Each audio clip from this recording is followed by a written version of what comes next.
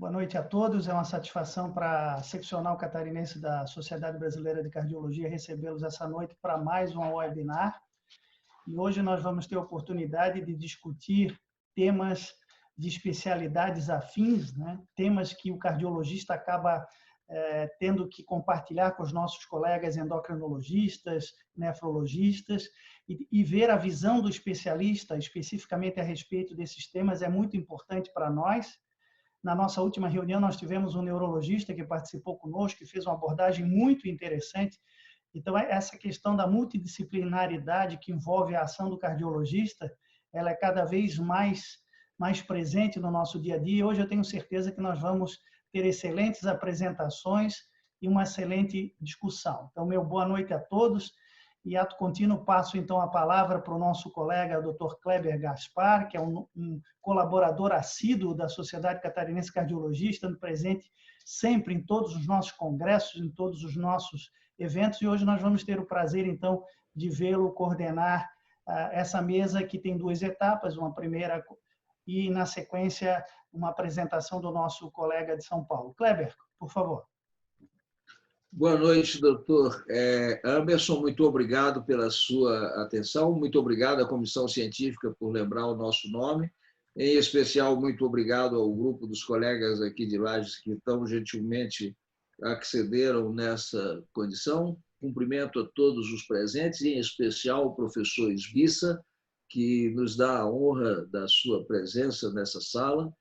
E, sem mais delongas, vocês sabem, eu sou Kleber, sou cardiologista aqui em Lages, CRM 1541, bem baixinho, mas nós precisamos fazer essa palestra inicialmente com a doutora Amélie Pereira Baltazar, ela que é endocrinologista pela SBEM, que é professora de medicina da Unisul e que tem a sua pós-graduação em Louvain, na Bélgica. Doutora, a senhora tem 15 minutos para falar sobre tireoide e coração, um tema absolutamente pertinente ao que nós temos hoje à noite. A palavra é sua, doutora, são 15 minutos. Então, boa noite a todos.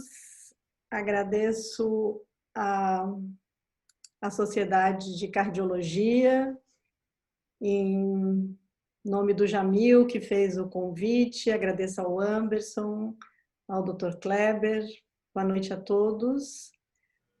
A minha tela está aparecendo?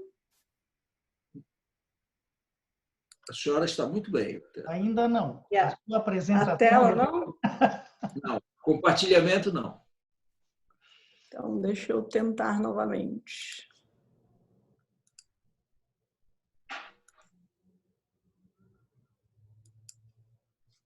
Está entrando? E agora? Sim. Só o modo de apresentação, Amélie. Deu?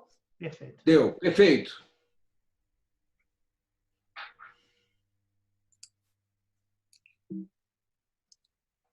Então, para a gente trabalhar esse tema e rapidamente a gente poder ver alguns conceitos interessantes, eu resolvi trazer uns casos clínicos que são muito comuns no nosso dia a dia e que podem...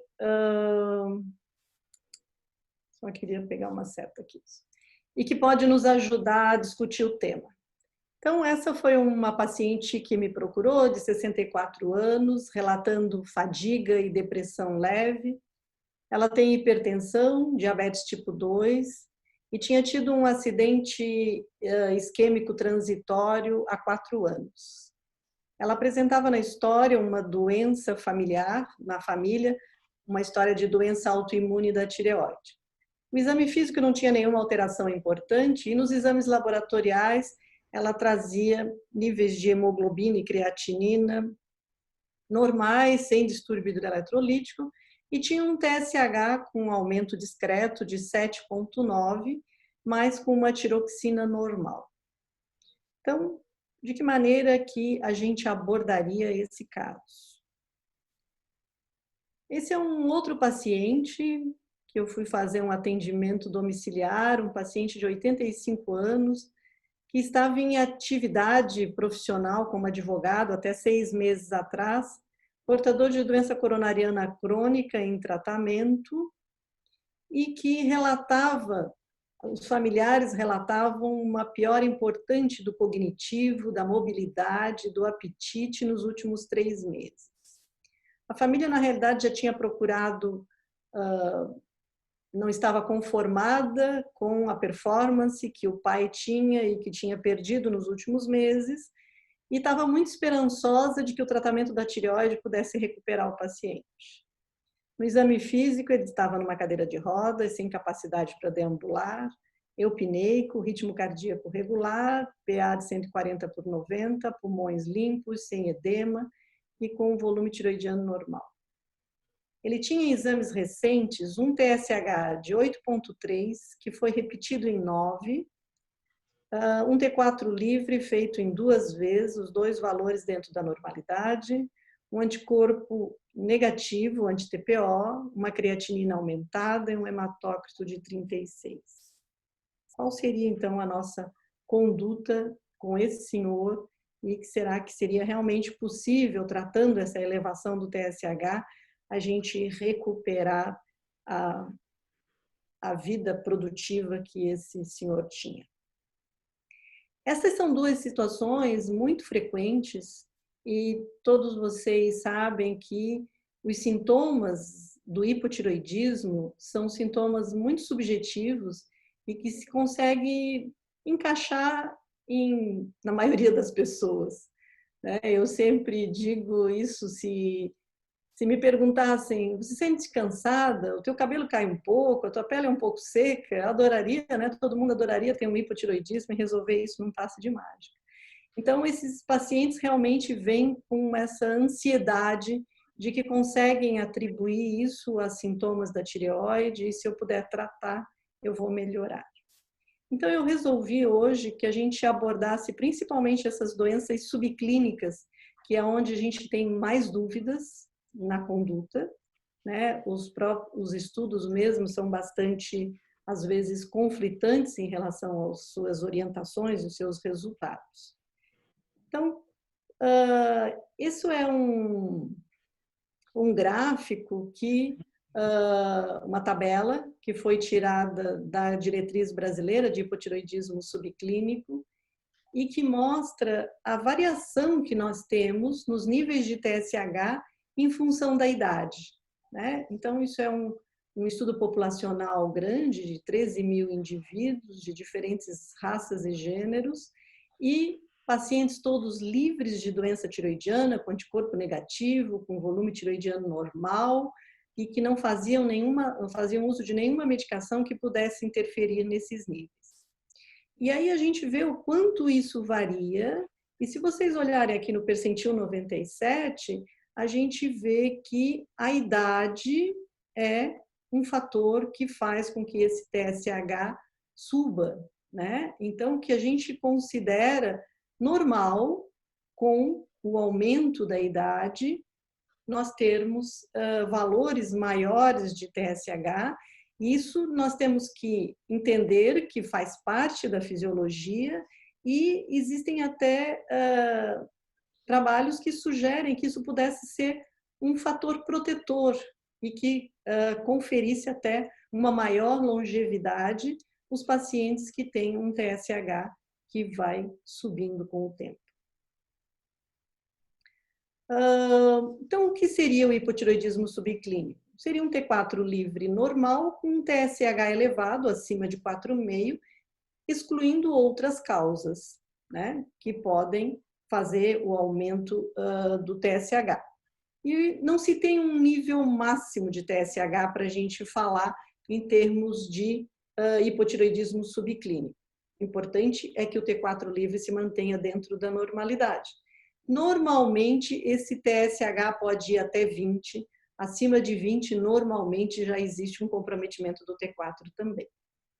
Sempre a gente deve repetir esse exame, né? Muitos pacientes são tratados com um primeiro exame de TSH elevado, e eu acho que muito na ansiedade do médico de achar uma causa para aquela sintomatologia, e começa a tratar sem a gente ter a confirmação. Então, essa um novo valor de TSH elevado é importante. Então, se um paciente chega com um TSH elevado, eu vou repetir mais um em 3 meses e muitas vezes para eu iniciar um tratamento mais um valor para mostrar que esse valor é realmente persistentemente elevado e vou buscar a pesquisa de anticorpo do antiperoxidase, que é a principal causa de hipotireoidismo, que é a doença de Hashimoto.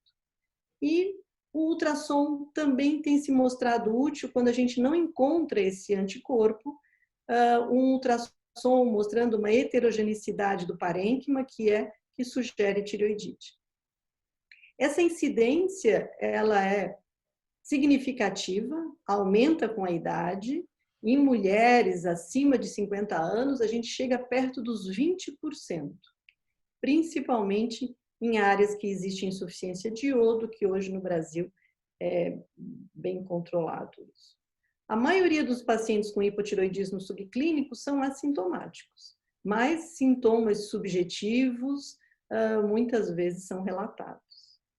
O risco de progressão disso para uma doença, um hipotireoidismo manifesto, depende bastante do nível inicial de TSH. Então, se eu tenho um TSH acima de 10, se eu tenho a presença de anticorpos e ainda as alterações ultrassonográficas, a chance disso progredir para um hipotireoidismo manifesto é maior.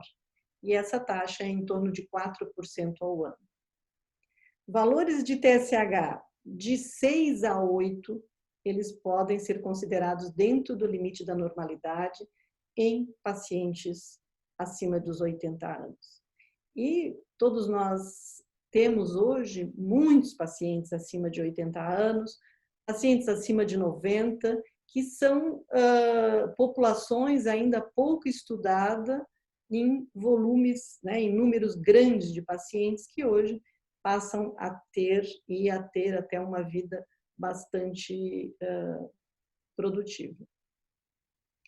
Quais as consequências desse hipotireoidismo subclínico? Então, quando eu comecei a preparar essa aulinha, quando o Jamil me convidou, eu comecei a ler vários artigos e fazer compilações de artigos que falavam favoráveis, outros que não concordavam, e hoje de manhã eu vi, não vai dar para apresentar isso, então eu fui na diretriz, pegar o que nós tínhamos de evidência forte, né, para poder fazer um resumo disso. Então, a incidência de insuficiência cardíaca parece ter uma relação com o hipotireoidismo subclínico, particularmente em idosos, isso é uma evidência forte, e para níveis de TSH acima de 10. Então, essa relação é demonstrada de forma contundente a associação com insuficiência cardíaca.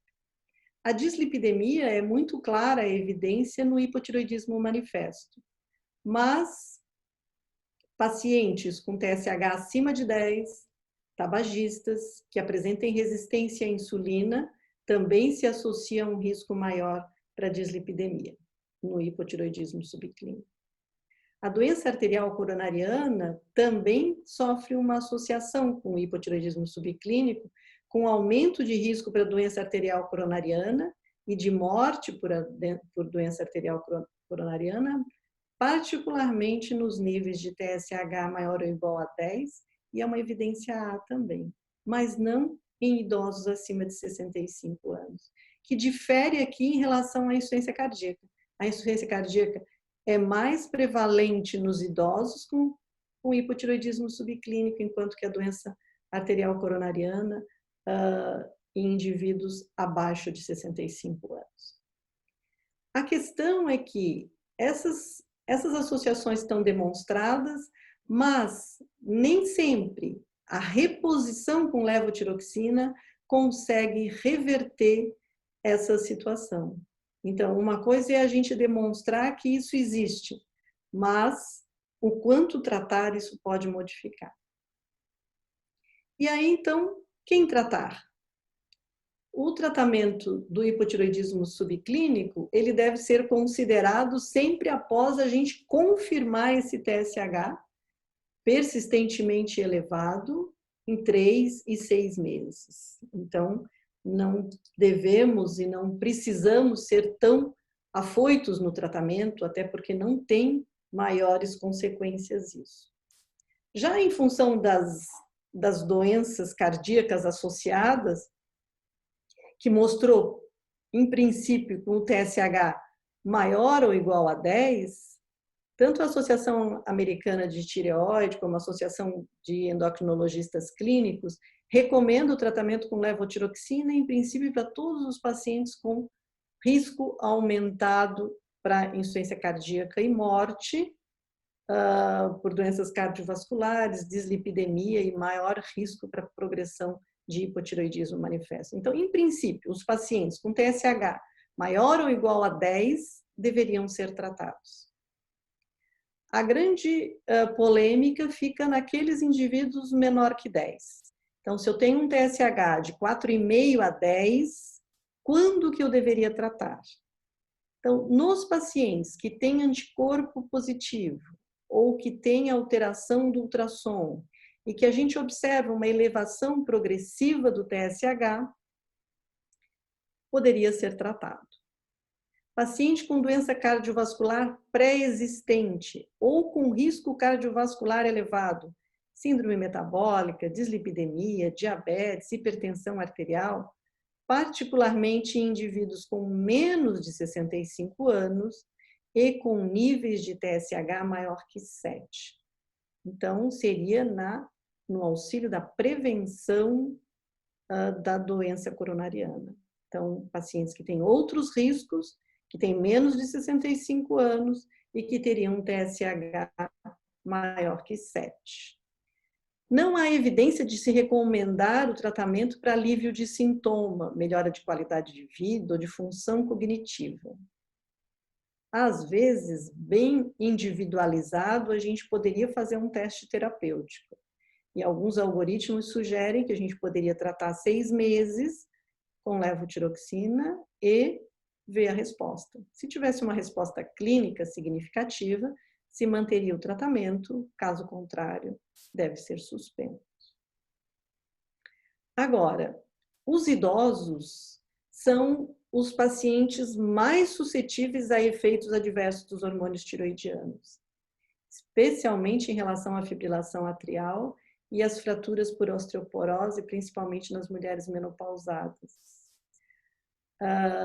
Vários trabalhos mostram que em torno de 40% dos pacientes que tratam um hipotiroidismo estão com o TSH suprimido, ou seja, estão com doses acima da dose terapêutica. Então, esse é uma das grandes preocupações de se tratar um hipotiroidismo subclínico e se superdosar esses pacientes, fazendo com que eles evoluam com TSH suprimido e com uma maior chance de fibrilação atrial. Então, aqui seria um resumo das indicações, né? Então, com um TSH de 4,5 a 10, a gente trataria aqui naqueles pacientes com fatores de risco para doença coronariana, com TSH acima de 7. Nos sintomas de hipotiroidismo, a gente poderia considerar o teste terapêutico. Pacientes acima de 65 anos não se trataria com TSH menor que 10. Então, resolvendo os nossos 2 casos, a primeira paciente era uma mulher de 64 anos, hipertensa, diabética, que tinha tido uma isquemia cerebral transitória, tinha uma história familiar positiva para doença autoimune e tinha um TSH de 7,9. Então, o que deveríamos fazer? Repetir esse TSH em 3 meses e pedir uma pesquisa de anticorpo. Se confirmasse um TSH acima de 7, numa mulher com menos de 65 anos, com fatores de risco e que ainda tivesse anticorpo positivo, a gente poderia iniciar o tratamento, que seria de 25 a 50 microgramas por dia, né? Sempre controlando através do TSH, cuidando para não deixar esse TSH suprimido Em 6 semanas é o que a gente tem que esperar para ver se chegamos na dose terapêutica. O nosso segundo paciente, esse homem de 87 anos, que tem uma limitação importante, tem TSH menor que 10, tem anticorpo negativo, tem uma insuficiência renal crônica, tem uma doença coronariana. Então, a gente não deveria progredir na investigação. Se trata realmente de uma população que tem que estar muito atento, teria um risco elevado de FA com o tratamento, e a Sociedade Europeia alerta ter maior cuidado com os pacientes idosos, especialmente idades superiores a 80 ou 85 anos, e geralmente evitar a reposição nessa população. Aqui só uma orientação em relação ao tratamento do hipotireoidismo manifesto, né, que às vezes a gente tem dúvidas, principalmente no paciente com doença coronariana. Então, pacientes com menos de 60 anos, sem evidência de doença coronariana, que eu faço o diagnóstico de um hipotireoidismo manifesto, que seria TSH alto e T4 livre baixo, eu iniciaria a dose com 1,6 microgramas por quilo por dia. Então, eu começo com dose plena, né? No paciente com mais de 60 anos, sem evidência de doença coronariana, eu já vou com um pouco mais de cuidado. Eu vou de 25 a 50 para começar e vou aumentando 25 a cada 10 dias, 15 dias e observar se o paciente tem algum sintoma. Paciente com doença coronariana, eu vou começar com 12,5 a 50, monitorar os sintomas cardíacos, por exemplo, angina, e isso é comum, a gente vê que o paciente começa a ter dor, né? E a gente precisa da ajuda do cardiologista para melhorar ou fazer algo por essa coronária, para poder continuar aumentando. Pacientes sem outras comorbidades significativas, que tiveram intervenções bem-sucedidas recentes para tratar a isquemia, por exemplo, uma cirurgia de revascularização ou um implante de stent, podem receber inicialmente 80% da dose com base no peso. Então, 80% dessa dose de 1,6 microgramas por dia. Essas são as orientações da Associação Americana de Tireoide. Eu teria mais um casinho, mas acho que o meu tempo já deu, né? Em Anderson ou Dr. Kleber? Sim, se quiser finalizar, Amélie, se for muito rápido, 1 minuto ou 2, é possível. É possível. Então, eu vou pular aqui o hiper. Esse é um paciente de 62 anos, sexo masculino, com queixa de surgimento de edema de membros inferiores e perda de peso progressivo nos últimos 2 meses. Ele está em uso de amiodarona há 2 meses, atorvastatina, losartana, hidroclorotiazida. Em exames de rotina foi detectado um hipertireoidismo com TSH de 0,01 e um T4 livre aumentado, tinha TRAB, que é anticorpo anti-TSH, e anti-TPO negativos, então que falaria contra uma doença de Graves. A ultrassonografia de tireoide evidenciou um padrão heterogêneo, com leve aumento sugestivo de tireoidite. O cardiologista suspendeu a amiodarona e 60 dias após o hipertireoidismo persistia. O que a gente poderia fazer? Iniciar metimazol ou propiltiuracil, administrar iodo 131, prednisona, metimazol e associado com prednisona. Então, só lembrando que a amiodarona é muito rica, né, em iodo, uma dose de 100 miligramas daria 3 miligramas de iodo por dia, normalmente a dose é de 200, e numa dieta a gente recebe em torno de 0,3. Então, realmente, é um aumento de 20%, de 20 vezes a nossa dieta. O nosso corpo leva 100 dias para eliminar essa amiodarona. A amiodarona tem seus efeitos através das propriedades intrínsecas da molécula e os efeitos devido ao iodo. O hipertireoidismo ele ocorre por duas maneiras. Ou o paciente tem uma doença prévia, um bócio multinodular ou Graves, e aí existe um estímulo ao aumento da síntese pelo aumento de oferta de iodo, ou a amiodarona provoca uma tireoidite destrutiva num paciente que não tinha doença prévia, e aí ele vai simplesmente liberar o hormônio tireoidiano, que parecia ser o caso do nosso paciente, que tinha uma tireoide sem nódulos, né? Não tinha anticorpo positivo, então era contra, uma história de Graves. E o que a gente tem? O tratamento é totalmente diferente, por isso é importante a gente fazer esse diagnóstico diferencial. No tipo 1, que é aquele paciente que tinha um bócio e aí um nódulo ficou hiperfuncionante ou ativou uma doença de Graves, eu vou usar os antitireoidianos, metimazol, e vou suspender a amiodarona. Agora, no tipo 2, que era o nosso paciente, que fez uma tireoidite pela amiodarona, então ele não tem uma produção aumentada de hormônio tireoidiano, ele simplesmente está liberando o que ele tem armazenado, então a gente suspende a amiodarona e usa glicocorticoide em doses altas, e por um tempo de, às vezes, até 3 meses, para poder controlar essa tireotoxicose. Só lembrando que no hipotireoidismo não há necessidade da gente suspender a amiodarona, a gente pode fazer a reposição com levotiroxina, diferente do hipertireoidismo, que a amiodarona deve ser suspensa. Muito obrigada. Nós é que agradecemos, doutora Amélie, a sua brilhante explanação. Há um questionamento do doutor Tarsis, que eu acredito que a senhora, em parte, já respondeu, mas seguramente ele gostaria que a senhora elaborasse um pouco mais. Nós vamos deixar esse questionamento para após a entrevista, a palestra, a conferência do doutor Jorge.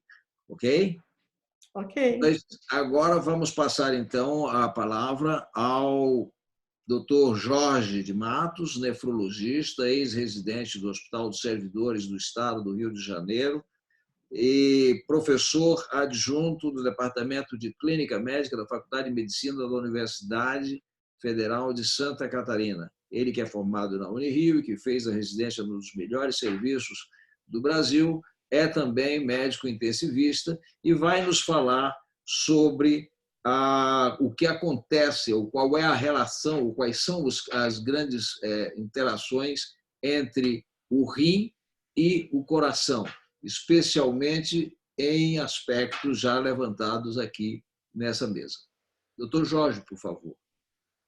Obrigado, doutor Kleber. É um prazer, eu queria agradecer muito a oportunidade de estar aqui, ao doutor Anderson, ao doutor Jamil, agradecer ao doutor Esbissa, grande professor decano da cardiologia do Estado, e é uma honra poder participar dessa reunião. Tá?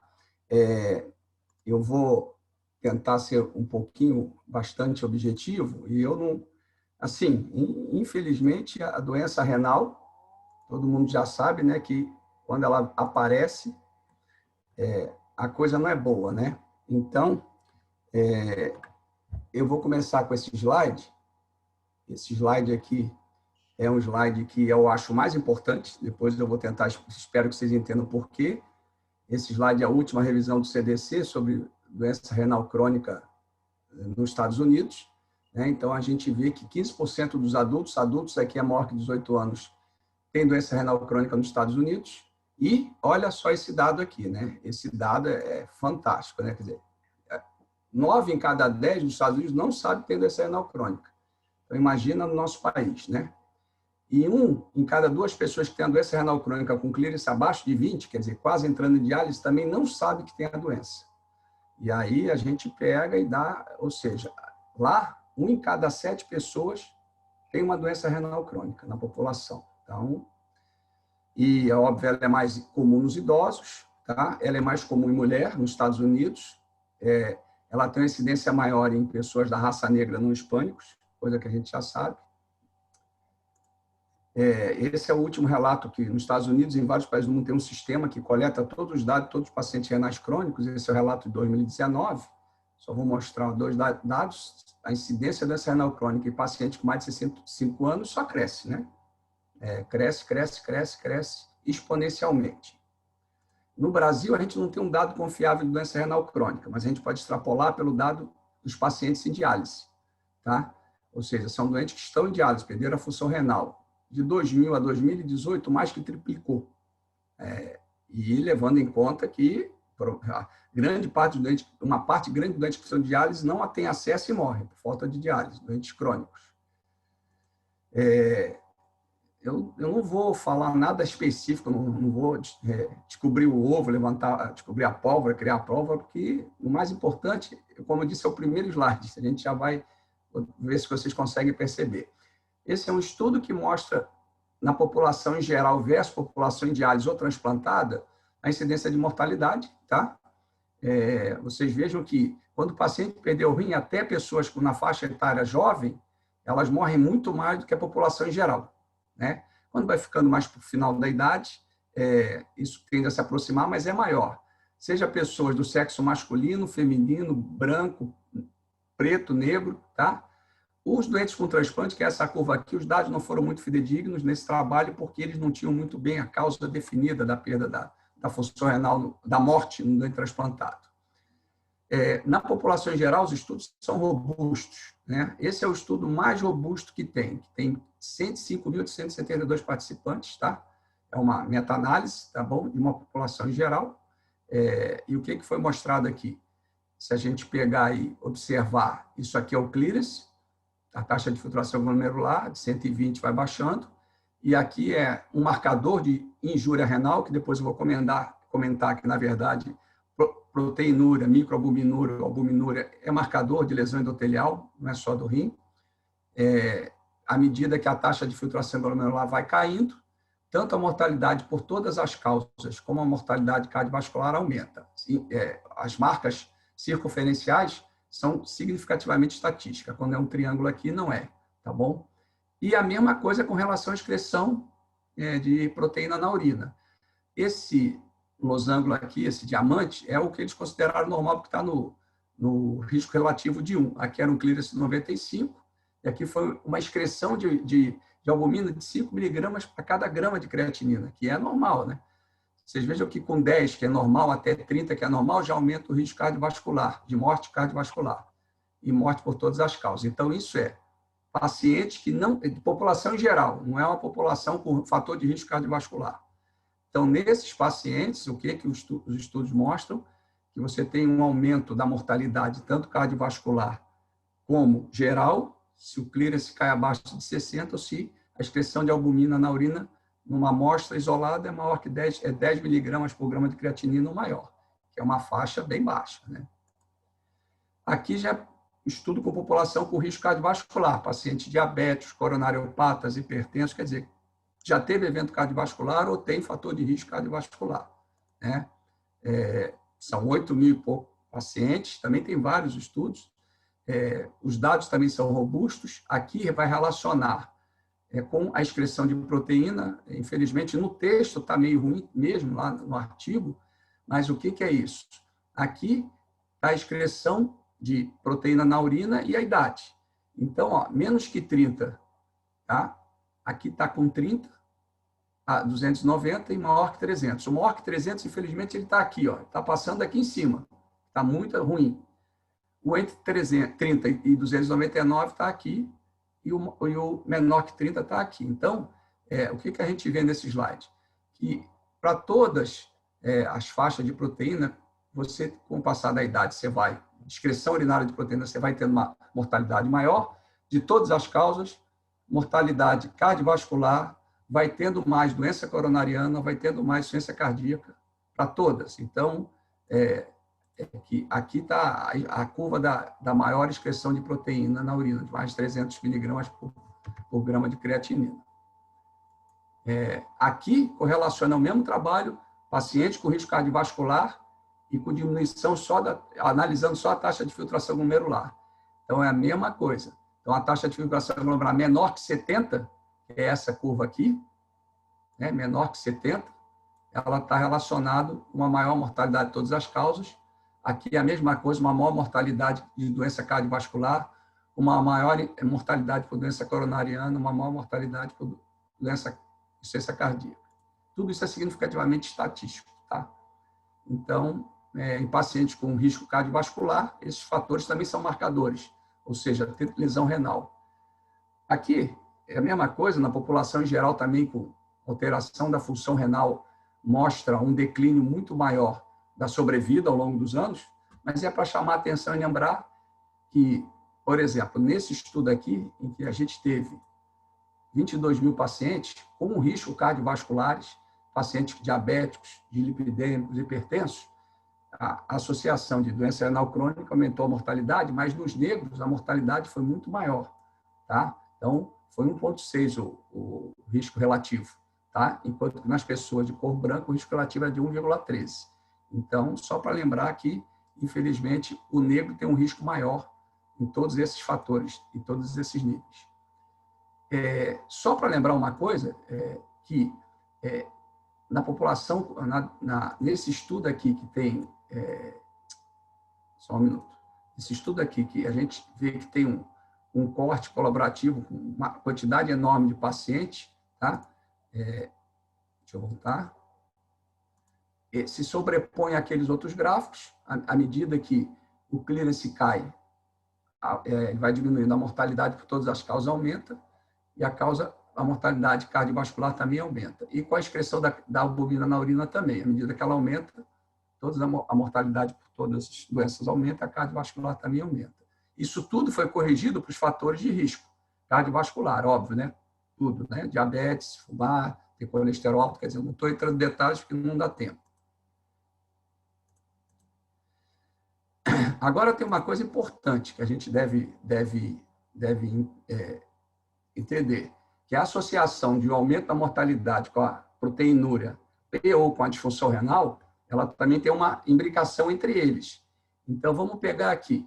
Aqui a mortalidade cardiovascular. Tá? Aqui nós temos 3 níveis de excreção de proteína na urina. O vermelho é um nível de maior que 300 miligramas de albumina por grama de creatinina. O verde é entre 30 e 299. E o roxinho é menor que 30 miligramas. Então, aqui nós temos o clearance, aqui embaixo. Então, aqui é mortalidade cardiovascular. Tá? Aqui é a excreção de proteína, só que foram usados 2 métodos. Aqui dosou e aqui foi através da fita, mas é a mesma coisa. Se eu traçar uma linha aqui, pegando, vamos supor, essa faixa de excreção de proteína, com esse clearance, né, eu tenho uma mortalidade. Mas por esse mesmo clearance, para essa faixa de excreção de proteína, eu tenho uma outra mortalidade menor. E para essa excreção de proteína, eu tenho uma mortalidade normal. Então, assim, a proteinúria é um marcador de progressão de doença, a disfunção renal também mas eles se imbricam. Então, se eu tenho uma proteinúria na mesma faixa aqui, mas uma clearance mais baixa, a mortalidade é maior que aqui. Então, mostrando que esses fatores eles têm um efeito multiplicador. Então, uma pessoa que tem proteinúria só ele tem um risco, uma pessoa que tem disfunção renal só ele tem outro risco, uma pessoa que tem os dois tem outro risco, um risco muito aumentado. A gente não deve esquecer disso. E lembrar de uma coisa muito importante, né? Que ter microalbuminúria, ter aumento da excreção de albumina na urina, que, por exemplo, ocorre muito comum, é a primeira alteração do rim na nefropatia diabética, aumento da excreção de albumina na urina, isso a nível ainda de microalbuminúria, sem ter macroproteinúria, mas isso denota uma lesão do endotélio, e parece que uma alteração do endotélio vascular de todo o organismo. Então, o diabetes que é o exemplo clássico disso, mas outras doenças dão excreção de proteína na urina só sem disfunção renal, a hipertensão arterial é uma também, a nefroesclerose hipertensiva começa com a eliminação de proteína na urina, então você vê que a mortalidade é maior para níveis diferentes de excreção urinária, então aqui a pessoa excreta mais que 300 miligramas, o que é baixo ainda, mas com 150 a 300 também a mortalidade é maior do que com menos que 150. Tudo isso é significativo. E a mesma coisa de eventos cardiovasculares, né? AVC, eventos coronarianos. E isso se repete, tem vários dados. Olha só, a pessoa não ter proteína, não ter hipertensão com diabetes, ela tem essa taxa de mortalidade padronizada aqui. Se ela tem hipertensão, ela morre mais. Mas se ela tem só proteinúria, ela morre mais que só hipertensão. E se tem os dois, aumenta, né? Então, isso é tanto no homem quanto na mulher.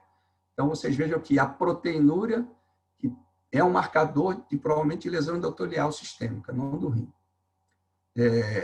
Uma coisa importante que, assim, eu estou tentando ser compacto por causa do tempo, para a gente poder até conversar um pouquinho mais depois, é que também não é assim, tem disfunção renal, o risco cardiovascular é o mesmo.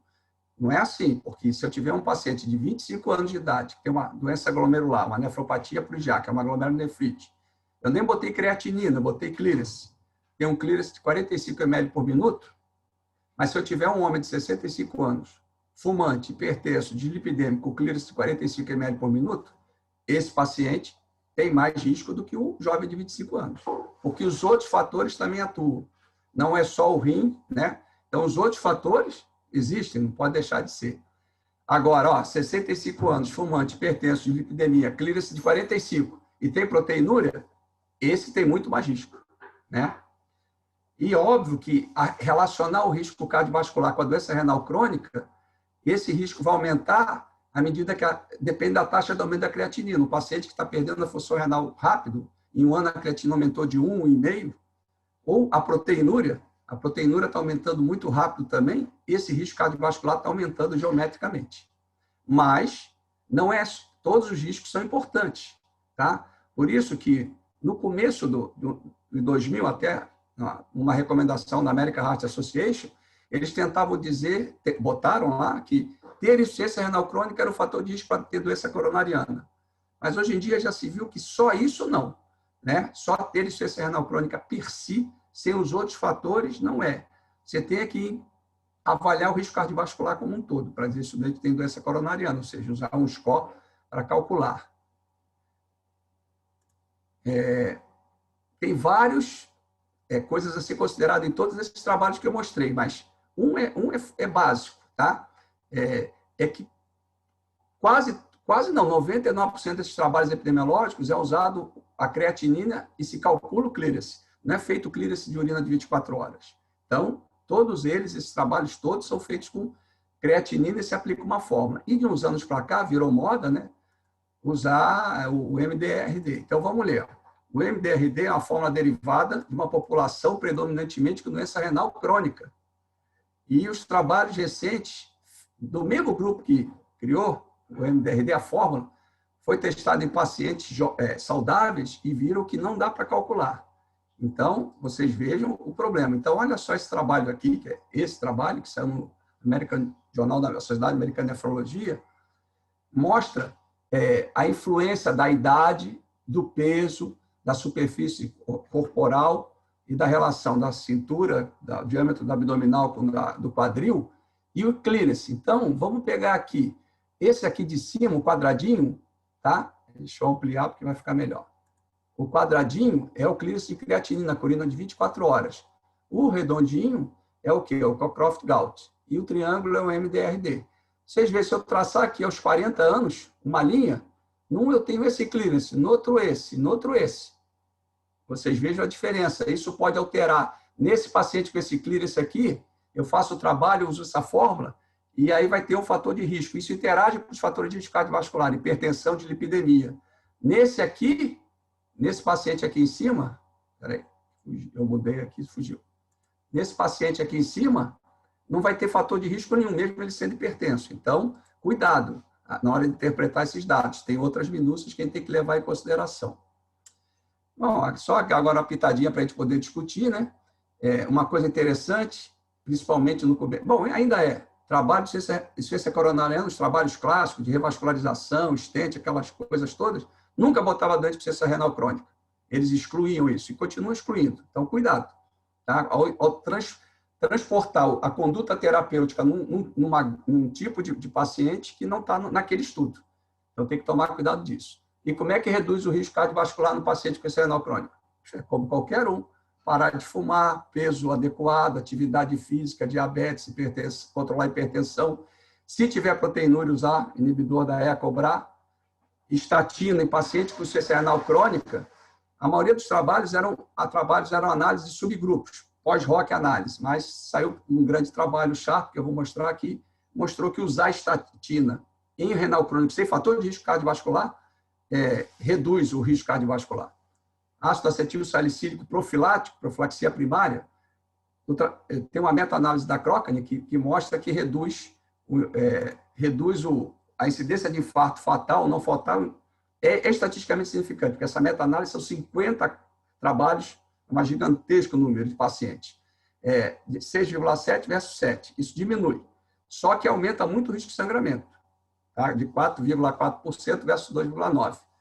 15 pacientes a mais sangram em quem tratou. Então, tá? Não tem influência em AVC e morte. Então, profilático não. Mas as estatinas, sim. Né? O Sharp mostrou que paciente tem doença renal crônica sem fator de risco para doença, sem ter evento cardiovascular nenhum. Esse trabalho foi feito com renal crônico sem diálise ou em diálise.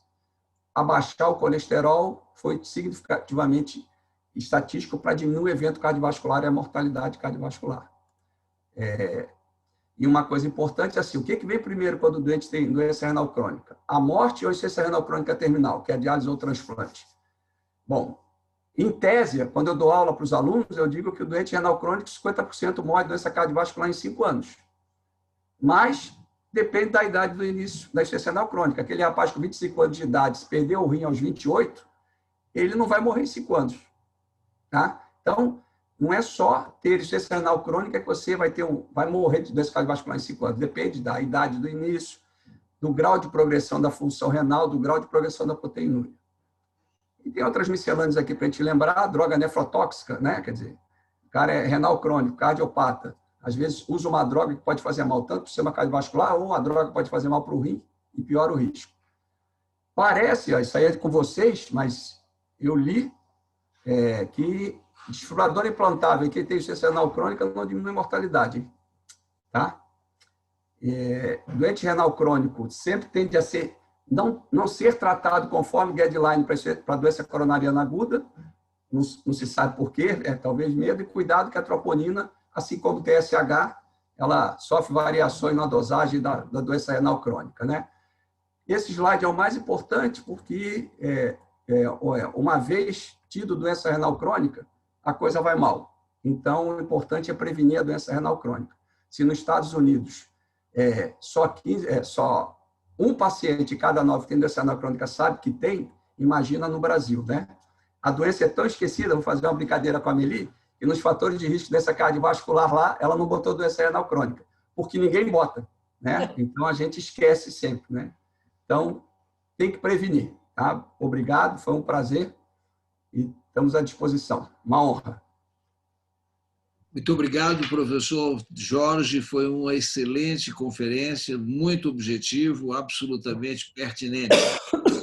Alguma coisa que nós precisaríamos saber? Há 2 perguntas inicialmente para a doutora Amelie. A senhora viu aí uma do doutor Tarsis, eu não sei se a senhora viu, e uma outra do doutor... a outra do doutor James.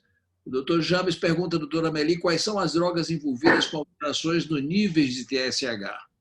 Enquanto que o doutor Tarsis falava sobre, uma vez decidido pelo tratamento, a dose inicial é sempre 25 ou 50 microgramas, ou devemos ajustar de acordo com o peso e o nível do TSH? Essa pergunta a senhora parcialmente já respondeu, mas eu acredito que se mereceria um pouco mais de elaboração na medida da sua disponibilidade, professora. Então, parabéns, Jorge. Linda a tua aula. Tarsis, no hipotiroidismo subclínico, a dose fica por aí mesmo, 25, 50. E a gente esperaria as 6 semanas para fazer uma dosagem de TSH. Diferente, se for no hipomanifesto, eu vou começar com essa dose, mas eu vou tentar ir aumentando até chegar naquela dose calculada pelo peso, para daí então esperar 6 semanas e fazer a dosagem do TSH. Mas no subclínico a gente ficaria por aí. Drogas envolvidas nas alterações dos níveis de TSH, isso é bastante importante quando a gente tem que avaliar um paciente com alteração de TSH. Em primeiro lugar, a gente tem que tomar muito cuidado em paciente hospitalizado, não se deve pedir exames de função tiroidiana em paciente hospitalizado, a não ser que os sintomas sejam muito sugestivos de doença tiroidiana, porque glicocorticoide, dopamina, uso de contraste iodado, uma série de coisas que vão interferir nos níveis de TSH, né? A síndrome do eutiroidiano doente, que também altera. Então, são muitas situações que, às vezes, realmente dificulta a gente firmar um diagnóstico e na maioria das vezes a gente espera o paciente se restabelecer, a não ser que seja algo muito gritante.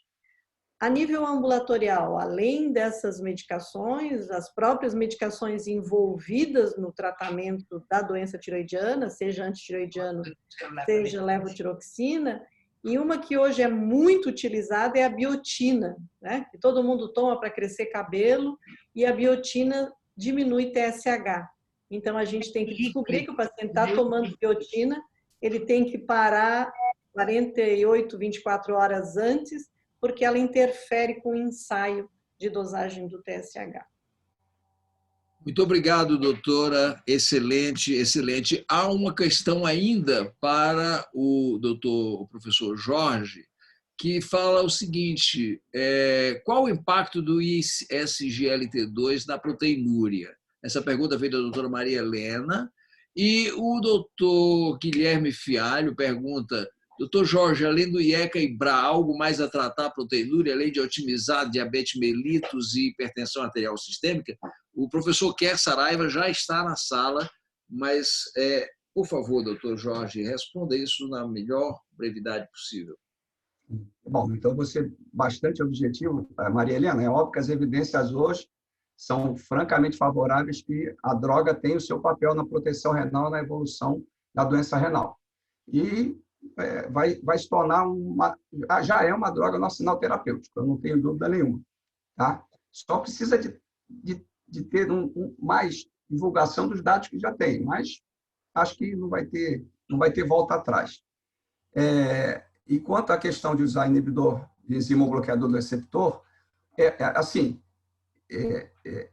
na minha prática médica diária, o mais difícil é a pessoa perder peso, fazer atividade física, comer pouco sal, controlar o diabetes, etc. e tal, do que isso. Porque isso a gente dá para o paciente, mas as outras coisas, se ele não fizer as outras coisas, não adianta usar BRA nem inibidor de enzima conversora. Então, a grande dificuldade é a gente conseguir fazer o básico, né? Que o paciente faça o básico. Mas, fora isso, a única questão que eu não comentei, mas podemos comentar, é a ingesta de proteína. Aí tem que tomar cuidado que os dados também... Não é restrição proteica. Restrição proteica é comer 0,6 gramas por quilo por dia de proteína, que é difícil de fazer essa dieta. Isso, num paciente que não tem clearance abaixo de 20 ml por minuto, 25, não tem indicação nenhuma. Mas, o Hipócrates já dizia, se você tem um órgão doente, bota ele em repouso. O sódio da dieta e a proteína da dieta são as duas coisas que dão mais trabalho para o rim. Jogar o sódio e jogar a ureia e o H+, que a proteína gera, né? Então, comer menos proteína, o que é menos proteína? 0,8 a 1 grama por quilo por dia de proteína, é lógico. Assim, não tem uma evidência franca, mas todo mundo recomenda de que a gente não deva comer proteína mais do que isso. E, na grande maioria das vezes, uma população de nível socioeconômico médio para cima come muito mais. Muito obrigado, doutor Jorge. Eu acredito que o professor Kerr já esteja à disposição. Professor Kerr, tudo bem com o senhor? Boa noite. Um prazer que grande. Eu preciso, antes de mais nada, dizer para o restante da nossa plateia que a quem eles vão ouvir agora, essa ilustre e simpática figura que os senhores têm ao nível da tela de vocês, é o professor José Francisco Kerr Saraiva, pessoa absolutamente agradável, titular de cardiologia da Faculdade de Medicina da PUC, em Campinas, ex-presidente da Sociedade Brasileira de Cardiologia no período de 2018 a 2019, é fellow da American Cardiology, Colégio Americano de Cardiologistas, e membro também da Sociedade Europeia de Cardiologia, do ESC e do ACC. Além disso, ele é diretor atualmente de saúde e prevenção da cardiologia. Ele vai nos falar exatamente no ponto alto dessa nossa, colimando tudo isso que foi falado pela endocrinologista, professora Amélie, e pelo nefrologista, professor Jorge Dias Matos. Nós vamos agora ouvir o professor Kerr falar sobre os efeitos do SGLT2, que já foram mencionados aqui agora, no coração. Professor, a palavra é sua. Uma satisfação ter o senhor aqui com a gente. Professor Kleber, depois dessa apresentação, eu prometo que eu não vou fazer nem terapia, nem tomar fluoxetina nos próximos dias. Eu agradeço muito a apresentação, senhor.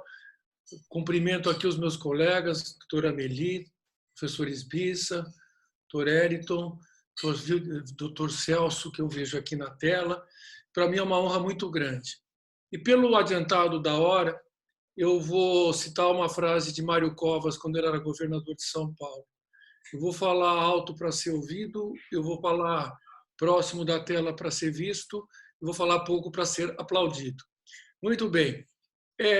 Eu agradeço muito esse convite. Para mim é uma honra muito grande estar aqui.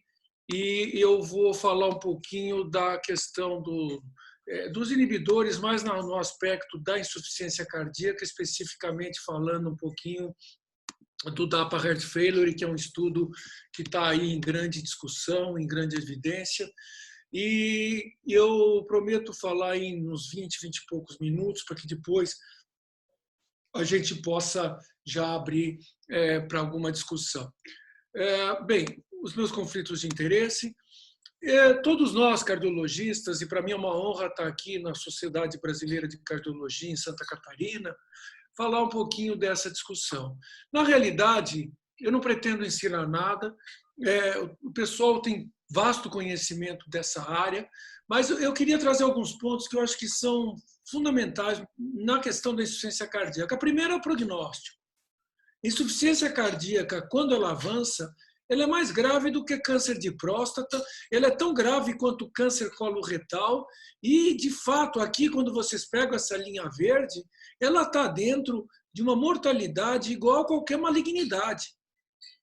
Então, eu sempre digo, a doença cardíaca ela é vulgarizada, porque ter insuficiência cardíaca não tem o mesmo olhar da sociedade do que o indivíduo que tem um câncer de mama, aquela mulher que tem um câncer de ovário ou o indivíduo que tem um câncer de próstata. É um olhar completamente diferente. Isso é um ponto que tem que ser muito bem lembrado por causa da gravidade dessa enfermidade. O outro ponto é quando você põe nesse ingrediente o diabetes. Isso aqui é um dado, eu sempre tenho trazido, porque a gente tem que militar nessa área.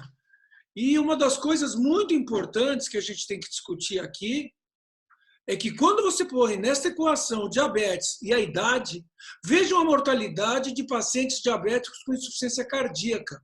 Ela ultrapassa 75% em 5 anos.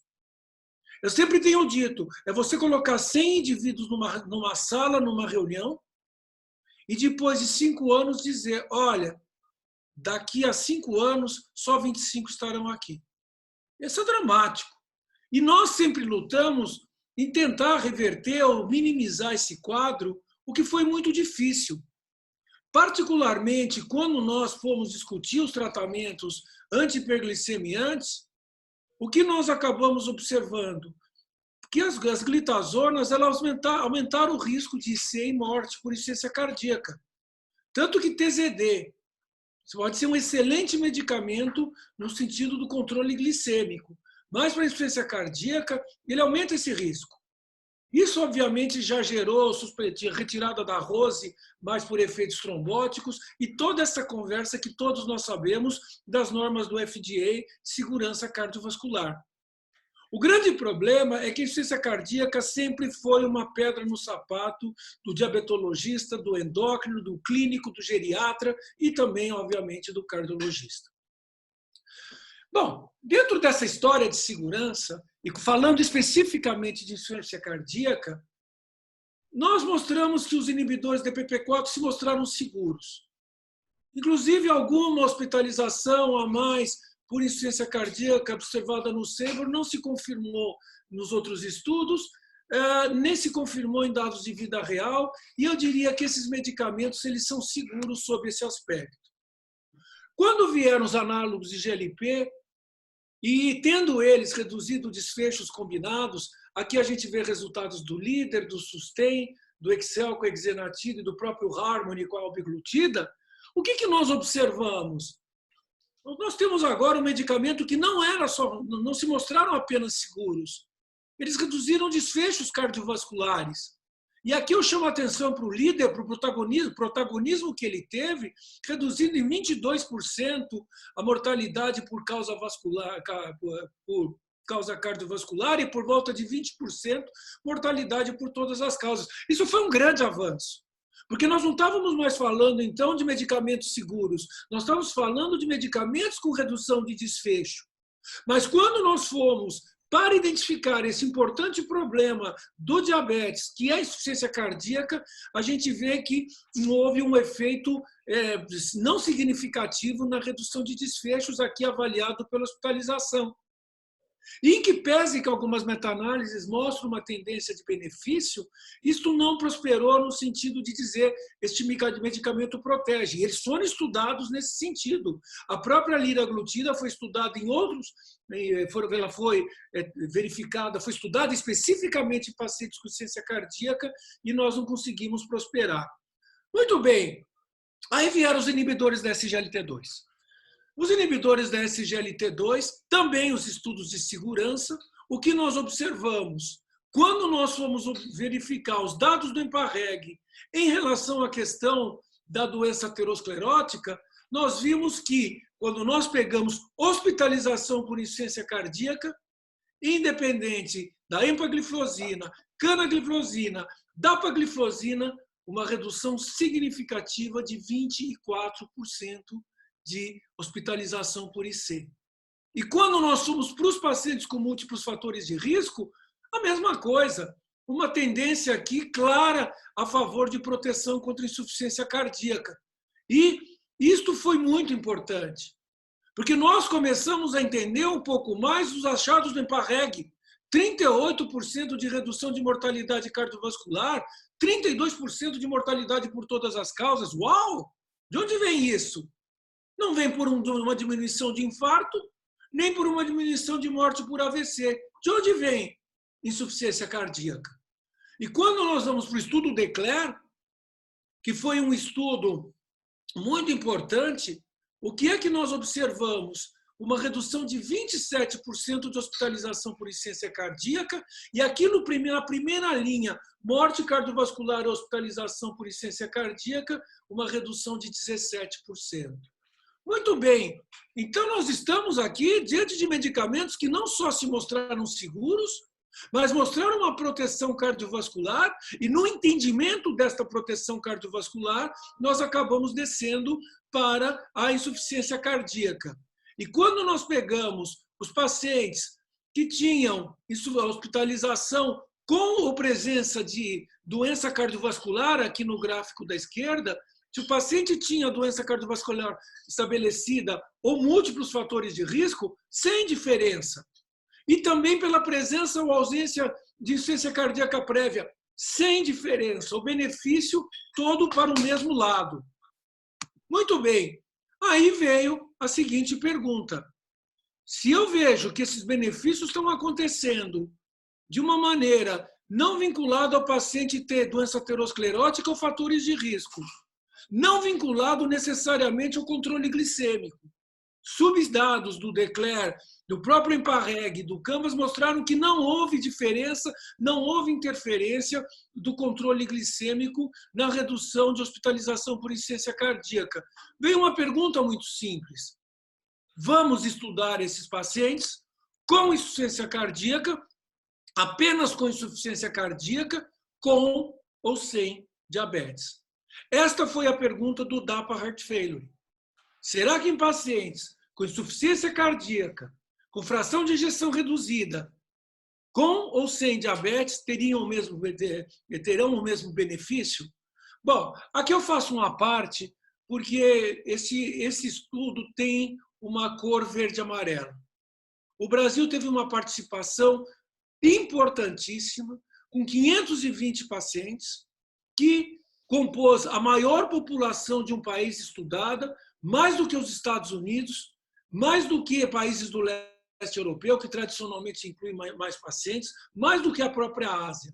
Isso foi muito interessante, porque quando nós pegamos esses dados, eles têm a cor da população brasileira.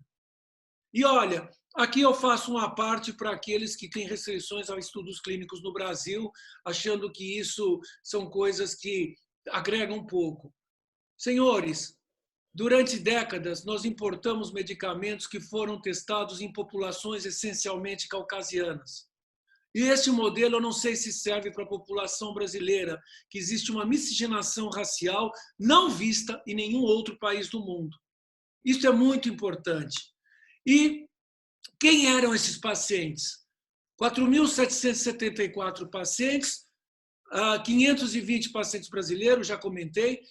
Para entrar no estudo, tinha que ter uma fração de ejeção abaixo de 40%, com clínica de insuficiência cardíaca. E esse estudo foi muito pragmático. Os pacientes foram randomizados para receber dapagliflozina 10 mg ou placebo. Ponto. E uma distribuição razoavelmente equilibrada, com 55% de pacientes sem diabetes e 45% com diabetes. Então, era muito fácil incluir pacientes no DAPA Heart Failure. Você tem insuficiência cardíaca? Sim. A sua fração é abaixo de 40? Sim. Você tem BNP elevado? Sim. Você está dentro. Então, vejam que foi um estudo extremamente pragmático. E um dado muito importante do DAPA Heart Failure foi as características do tratamento prévio. Vejam que importante. 96% dos pacientes estavam recebendo o beta-bloqueador. 94% recebendo o ECOBRA. Vocês não encontram isso em outros estudos clínicos.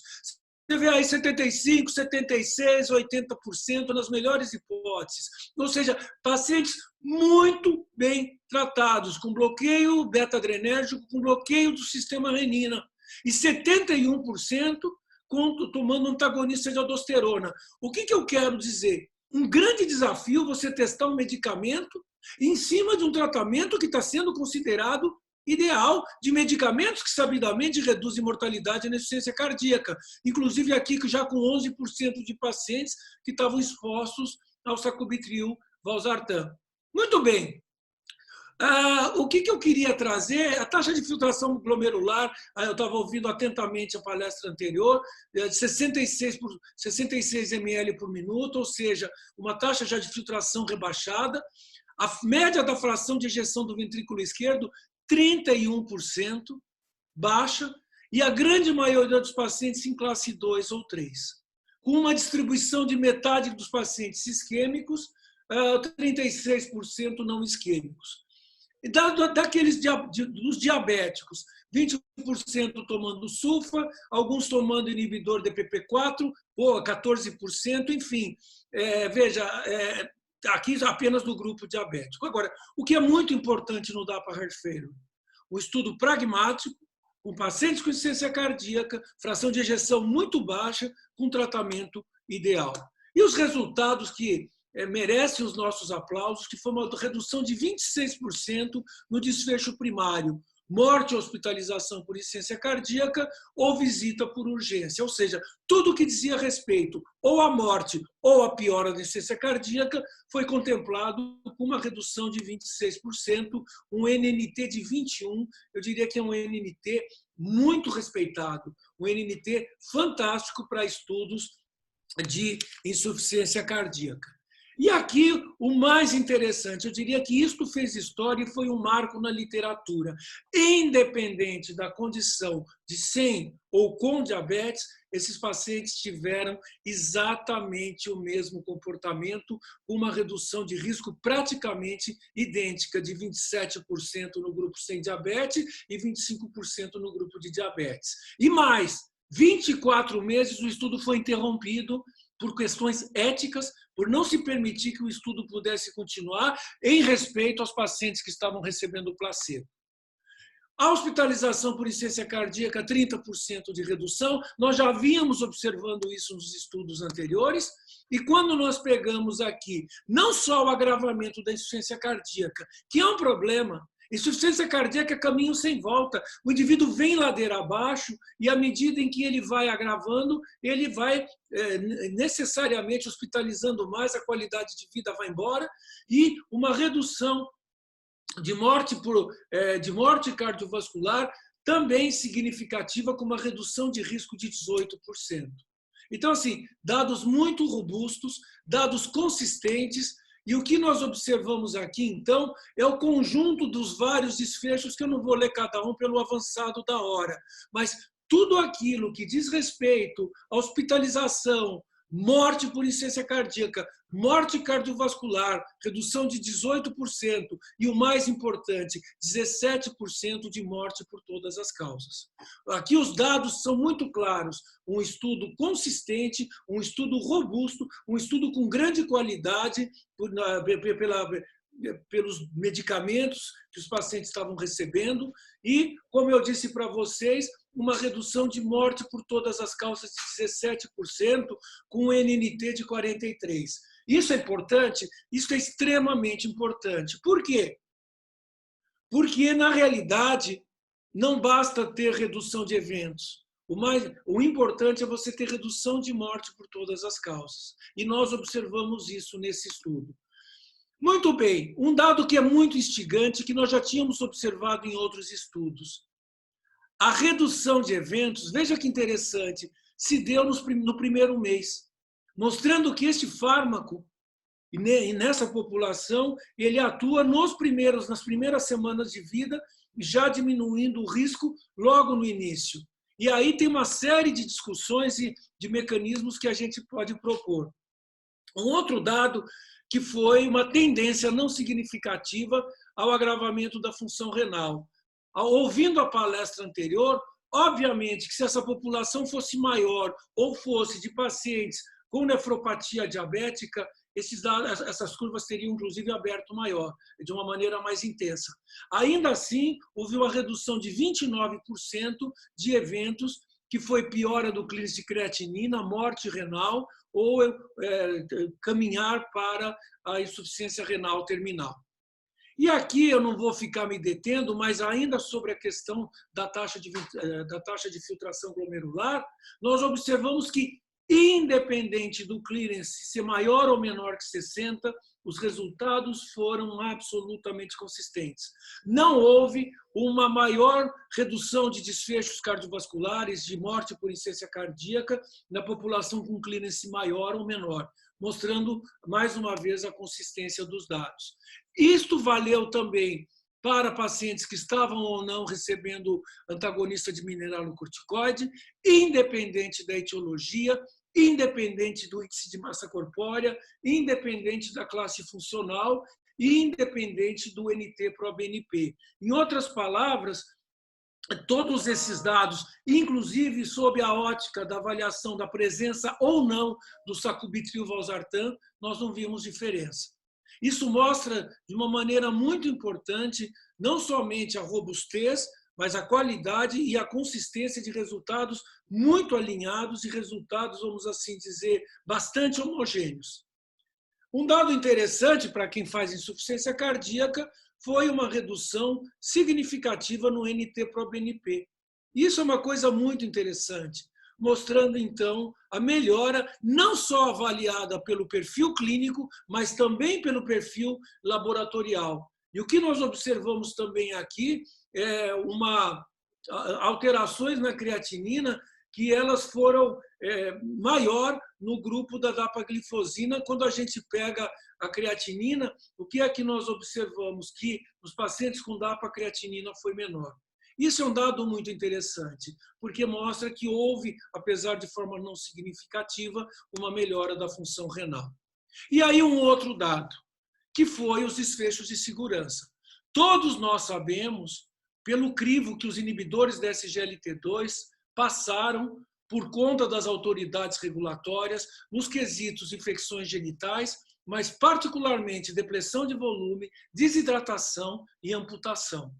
E os resultados foram absolutamente neutros, inclusive no quesito fratura, que vinham sendo discutidos de uma forma bastante veemente pelas autoridades regulatórias e pelos cientistas. Depressão de volume, fratura, amputação, cetoacidose diabética. E nós não observamos absolutamente nada numa população grave, com fração de ejeção abaixo de 30%, um pouquinho maior, 31%, né, a média, e mostrando, então, mais uma vez, a segurança do comportamento da DAPA nesses pacientes.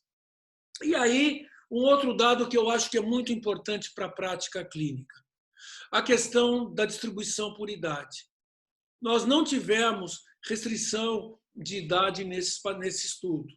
E o que é que nós observamos? Foi possível incluir pacientes acima de 75 anos. Vejam que interessante a distribuição aqui na pizza da esquerda. 24% dos pacientes tinham mais de 75 anos. Isso é muito importante. 36% tinham mais de 65 anos. Se nós somarmos acima de 65 anos, nós estamos discutindo aqui 60% da população do DAPA Heart Failure. Característica do paciente idoso, insuficiência cardíaca. E o que nós pudemos observar é que na população acima de 75 anos, que foi 24% da população, a idade média 79 anos. Por que eu trago isso? Porque nós vínhamos já discutindo a questão voltada para a segurança desses fármacos na população idosa, por conta de depressão de volume, por conta de sarcopenia, de fragilidade. E o que é que nós observamos? Que, independente da idade, aqui são as faixas etárias, estejam atentos sempre para a última linha, acima de 75 anos, desfechos combinados, morte cardiovascular, hospitalização ou visita por urgência, insuficiência cardíaca, que é muito comum no idoso, e morte por todas as causas, os dados absolutamente consistentes e compatíveis com faixas etárias mais baixas. Isso é importante muito, porque muitos dos nossos pacientes com insuficiência cardíaca têm uma idade mais avançada, têm insuficiência renal, e aí a dificuldade, muitas vezes, de você fazer manuseio de fármacos. Quantos e quantos dos colegas têm dificuldade, muitas vezes, nesses pacientes, em manusear antagonista de aldosterona? E, aliás, foi o medicamento menos utilizado dos três, vamos assim dizer, dos três mosqueteiros, beta-bloqueador, bloqueador do sistema renina e antagonista de aldosterona. Mas o que é que nós observamos nessa população? Que a dapagliflozina foi muito bem tolerada. E quando a gente vai para uma preocupação grande, que é depressão de volume ou evento adverso renal, os resultados foram absolutamente consistentes com as outras faixas etárias. Sem aumento no risco de desidratação, sem aumento no risco de fratura, amputação e mesmo eventos adversos renais, que, pelo contrário, tenderam à proteção. Eu queria perder agora os meus últimos 5 minutos para falar um pouquinho da mudança que nós tivemos com esses fármacos. Quando veio o resultado do EMPA-REG, nós pensávamos em 2 grandes mecanismos: glicosúria, levando à redução de peso, reduzindo a adiposidade visceral, reduzindo a toxicidade da glicose, óbvio. Um mecanismo uricosúrico era proposto, mas também um efeito natriurético, com redução da pressão, com uma redução, uma proteção renal caracterizada por redução da hipertensão intraglomerular, que isso já foi logo descrito, e uma redução do volume plasmático. Muito bem. Isso aqui é de 2016, nós estamos em 2020, em agosto, praticamente 4 anos depois dessa publicação do professor Herspink, que é da Holanda. Isso aqui foi uma revolução que veio logo depois do EMPA-REG. Vamos testar essas hipóteses. Muito bem. O que nós observamos? Só voltando aqui, perdão. Primeiro, esses mecanismos de proteção não foram relacionados à redução do peso. E, independente do índice de massa corpórea, o benefício foi igual. Esses mecanismos não foram relacionados à hemoglobina glicada. E, independente da glicose, os benefícios aconteceram, e agora em não diabéticos. Em relação à pressão arterial, independente do valor da pressão arterial, os benefícios foram consistentes. E quem tinha pressão mais alta, quem tinha menor pressão. Aí nós demos um passo adiante. Nós fomos para verificar os efeitos sobre o coração do diabético. E começaram a sair trabalhos muito interessantes na literatura. Isso aqui são 2 anos depois, uma revisão maravilhosa do professor Subodh Verma, que é do Canadá, da Universidade de Toronto. E ele mostrou, bom, Primeiro, o coração do diabético aqui no lado A, ele é hipertrófico, ele é um coração que tende ele é um coração inflamado, ele tem um aumento de atividade inflamatória, que é característica do diabético. Ele tem um remodelamento de matriz extracelular, com aumento na produção do colágeno. E nós sabemos que esse mecanismo de remodelamento ele é crucial na evolução para a insuficiência cardíaca. E ele também é um coração que tem outras fontes metabólicas para o metabolismo cardíaco. E nós sabemos que o metabolismo cardíaco e as fontes energéticas, elas muitas vezes não só estão alteradas, mas reduzidas. Muito bem, vindo para a direita, a proposta que veio com alguns outros estudos foi inibidor de SGLT2 reduz massa ventricular, isso o próprio professor Verma fez um belo trabalho com ressonância, a redução da inflamação característica dos inibidores e bem demonstrado, a redução da produção de colágeno também tem sido demonstrado e a questão, vamos assim dizer, de um reajuste metabólico que, teoricamente, primariamente foi explicado por um aumento nos corpos cetônicos, especificamente do ácido beta-hidroxibutírico, aumentando, então, o rendimento da célula cardíaca. Mas nós avançamos. Isso aqui é uma publicação muito interessante e recente, mostrando a diminuição da atividade do sistema nervoso simpático. A redução de mediadores dos mediadores que têm relação com o sistema adrenérgico. E o que nós observamos aqui é uma redução da atividade simpática verificada através do conteúdo de norepinefrina e também avaliado aqui através de uma outra avaliação molecular. O que é mais importante? Nós temos demonstrado uma redução da atividade adrenérgica. Um outro ponto é o chamado a inflamassoma relacionado a esse sinalizador que é o NLRP3.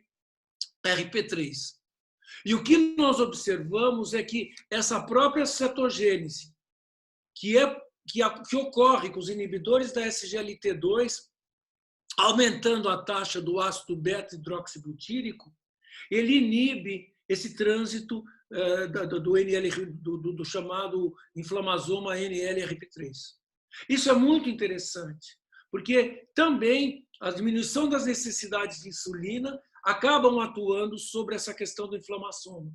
E essa redução, obviamente, vai diminuir a atividade de alguns marcadores inflamatórios muito importantes, como interleucina 1-beta. Em outras palavras, nós caminhamos para ter um entendimento melhor dos mecanismos moleculares anti-inflamatórios. E indo um pouco adiante, em todos esses estudos com insuficiência cardíaca, nós observamos um aumento no hematócrito, que no começo nós dizíamos que era por perda de volume, por depressão volumétrica. Hoje nós sabemos que o ácido beta-hidroxibutírico ele aumenta a taxa e a produção renal de eritropoetina, mostrando que a eritropoetina, obviamente, que atuando sobre a medula óssea, atuando sobre a inflamação, ela acaba gerando um mecanismo de proteção. E são vários os estudos que têm buscado fazer intervenções com eritropoetina em insuficiência cardíaca, porque nós sabemos que a anemia na insuficiência cardíaca é um potente marcador de mau prognóstico. E mais recentemente, isso o professor Milton Packer, que ele era de Nova York, nos Estados Unidos, ele tem proposto a deprivação celular energética causada pelo inibidor da SGLT2. Aonde você tem, com o uso desses medicamentos, promovendo glicosúria e fazendo uma deprivação da glicose intracelular, você vai ter a ativação de duas vias relacionadas à fosfoquinase e à sirtuína, e esta ativação vai fazer uma alteração chamada alteração de deprivação, levando ao mecanismo de antioxidação e anti-inflamatório a nível celular, e isto aumentando também a remoção de organelas tóxicas dentro da célula. E isso tem sido muito discutido. A teoria da deprivação energética intracelular e os mecanismos celulares de adaptação vamos assim dizer, a esta nova situação e que envolvendo mecanismos anti-inflamatórios, antiproliferativos e de, vamos assim dizer, de uma maior estabilidade celular. Eu diria que tudo isso é muito provocativo. De qualquer maneira, e aqui caminhando para as conclusões, nós temos, então, vários efeitos diretos sobre o miocárdio nos inibidores da SGLT2. Temos que considerar também aqui, logo à esquerda, os inibidores da bomba de sódio e hidrogênio, diminuindo a quantidade intracelular de sódio, melhorando a quantidade de cálcio, a disponibilidade de cálcio intramitocondrial, a redução de processos e sinalizadores inflamatórios e também outros efeitos que beneficiam o coração, melhora da função renal, melhora através da eritropoetina, redução da atividade adrenérgica, melhora da quantidade, da qualidade energética desses ventrículos com insuficiência cardíaca. E aqui é um resumo da ópera que eu não vou ler, mas mostrando que os inibidores da SGLT2, atuando sobre o miocárdio, atuando sobre o aparelho renal, atuando sobre os rins, atuando sobre a vasculatura, diminuindo a atividade inflamatória, melhorando a função endotelial, melhorando a perfusão, nós vamos ter, então, uma atividade que, combinada com ações sobre o sistema nervoso central, acabam evoluindo para uma melhora, para um benefício, uma proteção na insuficiência cardíaca, muito bem vista no estudo da DAPA Heart Failure e que, pela primeira vez na história desses medicamentos, nós verificamos uma redução da mortalidade em indivíduos não diabéticos. Obviamente que isto foi reconhecido já anteriormente pelas diretrizes. Aqui eu trago a DOADA, que ela é muito emblemática, onde inibidores da SGLT2 devem ser usados de preferência se o paciente tem um predomínio de insuficiência cardíaca ou doença renal crônica. E um reconhecimento das autoridades regulatórias, onde já no ano passado, EMPA e dapagliflozina foram reconhecidos para a prevenção do desenvolvimento ou agravamento da insuficiência cardíaca ou morte cardiovascular. Isso foi muito interessante.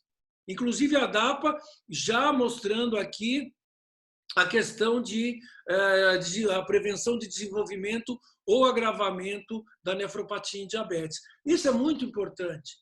Porque lá atrás, eles já vinham sinalizando, as autoridades regulatórias, com esse cenário.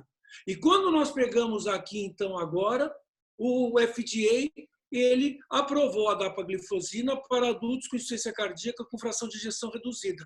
E, mais recentemente, a aprovação das autoridades regulatórias brasileiras, aprovando em bula a indicação deste fármaco para o tratamento da insuficiência cardíaca.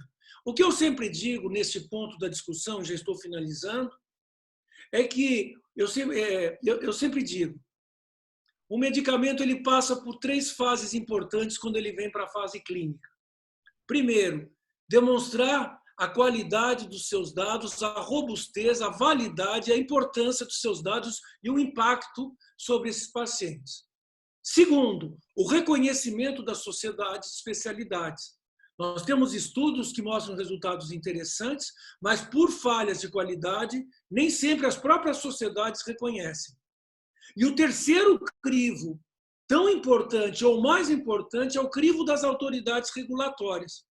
E quando nós pegamos a dapagliflozina, ela foi aprovada por um estudo robusto, consistente, de excelente nível, com dados absolutamente homogêneos, mostrando uma redução de algo importantíssimo, que é a mortalidade por insuficiência cardíaca, reconhecido pelas sociedades de especialidades e validado pelas autoridades regulatórias. Eu diria sempre que esse tripé é o tripé que valida um determinado medicamento. E não por menos. Quando nós pegamos os dados de mortalidade por todas as causas, nós tivemos um NNT de 41. Se nós arredondarmos esse NNT para 40, e nós considerarmos que o Brasil tem por volta de 3 milhões de pacientes com insuficiência cardíaca, vamos considerar que 2 milhões se aplicariam a esses resultados do DAPA Heart Failure. Se eu tenho um NNT de 40 para a morte, eu estou dizendo que 50 mil mortes poderiam ser evitadas acrescentando este medicamento. Eu termino a minha apresentação mostrando da grande evolução que nós tivemos nos últimos 30 anos, 35 anos, desde a vinda dos inibidores da aldosterona, os inibidores da enzima de conversão, depois os beta-bloqueadores, os antagonistas da aldosterona, os bloqueadores dos receptores da angiotensina, e hoje nós temos um medicamento que reduz mortalidade cardiovascular e mortalidade por todas as causas na faixa dos 17%. Que, se somado a esse tratamento padrão, vejam que interessante, nós caminhamos numa escala e numa espiral ascendente para a redução da mortalidade. Eu diria que esses dados são muito importantes, eles são decisivos e diria que são definitivos no tratamento da insuficiência cardíaca, do paciente diabético e do paciente sem diabetes. E aqui eu fico muito feliz de estar numa reunião com nefrologista, com colegas endocrinologistas, porque hoje nós temos que trabalhar juntos. Primeiro, uma taxa grande de pacientes com diabetes com doença cardiovascular. Esse estudo aqui é um estudo observacional, é um registro do grupo do professor Silvio Winzuk.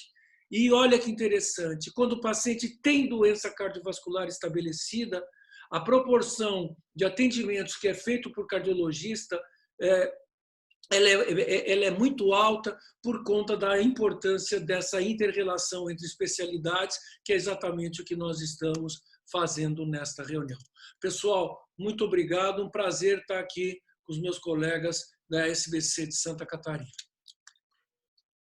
Professor, muitíssimo obrigado por sua conferência. Eu sei que nós temos tempo ainda para algumas questões. O pessoal que nos sustenta, que nos patrocina, provavelmente vai ser condescendente com essa transgressão de horário que nós, pela brilhante explanação que o senhor fez e os colegas que lhe antecederam também fizeram. Mas há um colega, professor Stark, lá de Blumenau, que tem uma questão extremamente interessante, assim também como o presidente da Sociedade Catarinense de Cardiologia, doutor Amberson.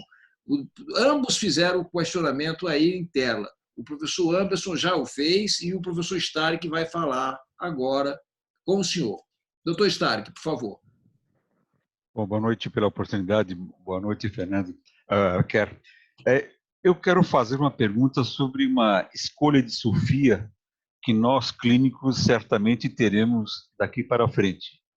Naquele paciente com insuficiência cardíaca, com indicação para o valsartana com sacubitril e DAPA, essa associação nós sabemos que é benéfica e que seria a melhor prescrição.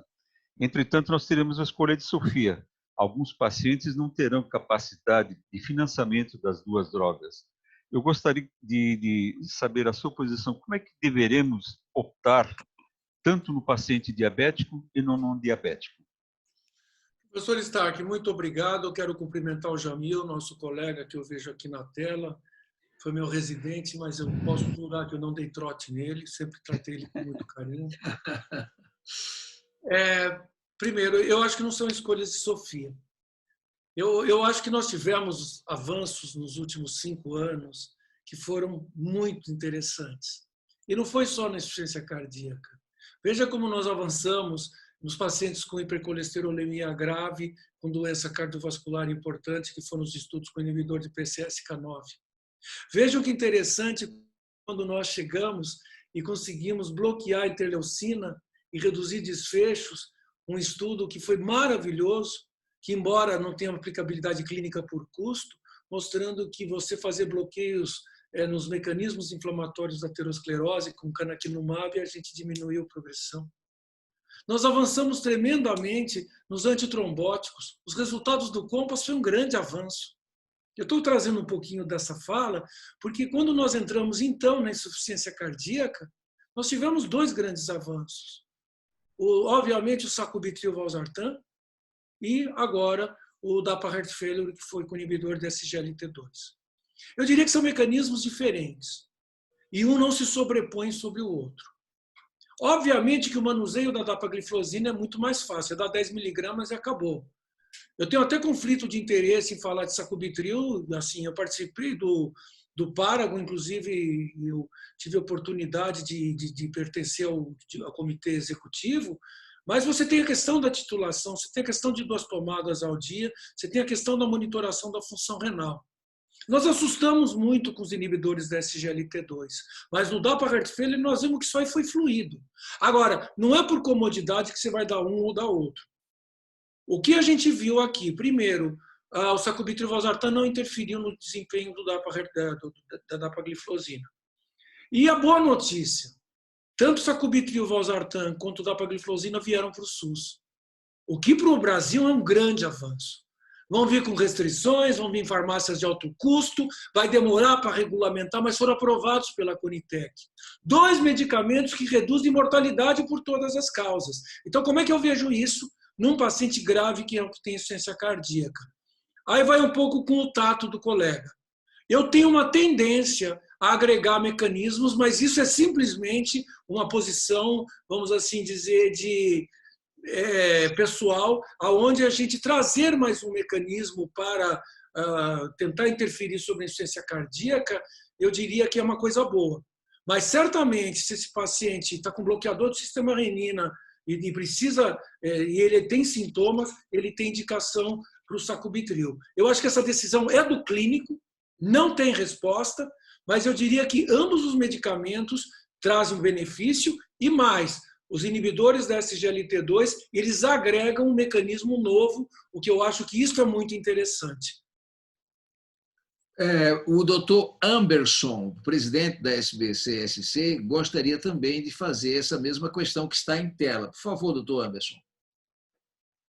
Eu queria ouvir a opinião depois de vocês sobre essa questão do sacubitril versus inibidor. O Jamil estava ali abanando a cabeça, eu quero que ele comente. Por favor, Jamil. Mas vamos para o professor Anderson e a gente retorna. Eu queria aproveitar, então, passar para a fala a minha pergunta, porque tem um subestudo já do DAPA-Heart Failure que não mostrou diferença significativa de efeito de acordo com a dose de diurético, né? Porque é sempre um mecanismo que existe um certo efeito diurético, que é discreto, e se perde um pouco na sequência. Existe algum dado referente à influência de dose basal de beta-bloqueador, já que esse mecanismo de redução de hiperadrenergicismo tem sido levantado mais recentemente como um possível efeito benéfico dos inibidores de SGLT2? O senhor conhece algum dado de subestudo? Bom, primeiro, o senhor está no céu, mas, Anderson, no DAPA-Heart Failure, independente do uso ou não de beta-bloqueadores, é que 90% estava tomando, mas não houve interação. 2, a questão do diurético. Os efeitos que a gente tem com o efeito diurético dos inibidores, ele é muito interessante, porque ele causa menos depressão intravascular. E você tem uma retirada maior, isso já está bem documentado em estudos experimentais, inclusive em humanos. Você tem uma retirada maior de líquido intersticial. Então, você não tem uma depressão intravascular que a gente observa mais com a furosemida. De qualquer maneira, mais de 80, 70 e poucos por cento, quase 80, não lembro, estavam tomando diurético de alça, mostrando que esses doentes eram muito graves, né? Para estar tomando furosemida. Mas eu diria que a questão do diurético ela é completamente diferente com os inibidores da SGLT2. O que a gente está vendo é que os mecanismos são vários. Agora, sobre o efeito antiadrenérgico, nós vamos precisar compreender um pouco isso melhor. Se nós tivéssemos depressão de volume, seria de esperar um aumento da atividade adrenérgica. E seria de esperar um pouco de aumento da frequência. E nós não vimos isso. Agora, você vai falar, mas que efeito antiadrenérgico é esse que não reduz frequência? Porque a frequência fica igual. Esse é o ponto. Mas eu diria que é o conjunto da obra e nós estamos só engatinhando. Aliás, esse é o primeiro estudo na minha vida com esses fármacos, desde o Emparreg para cá. Olha só que interessante. Que a gente primeiro vê o efeito clínico para depois ir atrás do mecanismo. Porque com beta-bloqueador, com bloqueio do sistema renina, o professor McPfeffer, que foi um dos grandes não está rolando aula, as discussões são muito interessantes. Primeiro, eles faziam os mecanismos experimentais em camundongos em animais de maior porte para chegar no ser humano. Aqui não. Você foi testar a segurança de um produto e olha o que você encontra. E agora é que nós estamos aprendendo um pouco desses mecanismos de bomba de sódio e hidrogênio, essa teoria da deprivação intracelular. Eu acho isso maravilhoso. Mas o fato é que nós não temos, estamos longe de ter as explicações para isso tudo. Professor, o doutor Jamil já vai já falar, mas há uma questão extremamente interessante que a doutora Maria Helena colocou aqui em tela, que diz o seguinte: há algum dado de insuficiência da utilização do inibidor da SGLT2 na insuficiência cardíaca? E circunstancio, nós tivemos há poucos dias, uma palestra onde um colega intensivista disse: olha, nós temos utilizado insuficiência cardíaca classe 3, e esses pacientes saem muito bem da nossa coisa. Isso, experiência catarinense, experiência formulada aqui, não sei se o colega está presente na sala, mas ele fez essa afirmativa e é uma pessoa extremamente fidedigna em termos de posicionamento clínico. Então, perguntaria a você, professor Kerr, existe alguma experiência ou existe alguma condição que o senhor poderia ilustrar, complementando essa pergunta da doutora Maria Helena? Bom, a pergunta da doutora Maria Helena e do nosso colega intensivista, nós estamos caminhando para a insuficiência cardíaca aguda. Ainda essa semana nós recebemos uma proposta de cooperar num estudo clínico com disfunção ventricular aguda pós-infarto do miocárdio. Da mesma forma que nós fizemos isso com bloqueio do sistema renina e estamos fazendo também com sacubitril valsartan.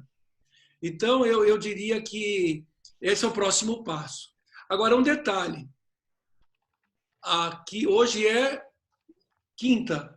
Na segunda-feira ou no domingo, nós vamos saber os resultados do Emperor, que foi exatamente um estudo facsímile do DAPA Heart Failure, com doentes mais graves, e que o patrocinador, que é a Behringer, já anunciou redução de desfechos. Atendeu a redução de desfechos combinados e, creio eu, aí eu estou chutando, de morte cardiovascular. Provavelmente nós vamos exatamente na mesma direção. Cenas do próximo capítulo, nós temos que esperar 5 dias. Mas onde que eu digo, e independente de conflito de interesses nessa apresentação, nós estamos indo para um caminho maravilhoso. Nós estamos conseguindo avançar tremendamente no tratamento desses pacientes, em disponibilizar alternativas terapêuticas que reduzem mortalidade e que são consistentes.